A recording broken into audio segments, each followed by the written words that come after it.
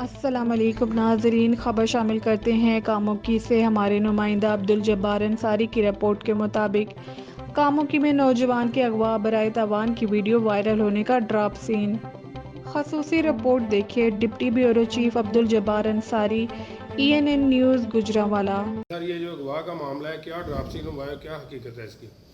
اس میں جو اغوا ہوا تھا مغوی عامر شہزاد، اس نے یہ ڈرامہ رچایا اس کی اپنی بہن کے ساتھ مل کے، اور یہ جو ندیم بٹی ہے اس کی سابقہ بیوی رضیہ کے ساتھ، تو انہوں نے کیچ اپ اوپر گرا کے اس کے تو یہ سین بنایا، ویڈیو ایک فیک ویڈیو بنائی کہ جی اس پہ ٹارچر ہو رہا ہے۔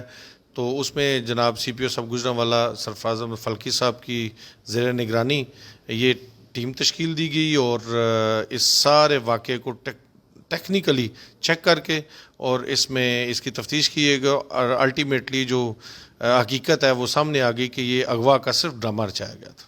اچھا، یہ اغوا کا ڈرامہ انہوں نے کیوں رچایا تھا، اور جنہوں نے ڈرامہ رچایا ان کے خلاف کیا کارروائی کی گئی؟ جیسے کہ آپ کو پتہ ہے کہ جنہوں نے ڈرامہ رچایا ہے ان کے اگینسٹ FIR ہو گئی ہے، اور انہوں نے جائیداد ہتھیانے کے لیے اپنا جو پرانا شور تھا وہ اس کا جائیداد اس کے ہتھیانے کے لیے انہوں نے یہ ڈرامہ رچایا تھا۔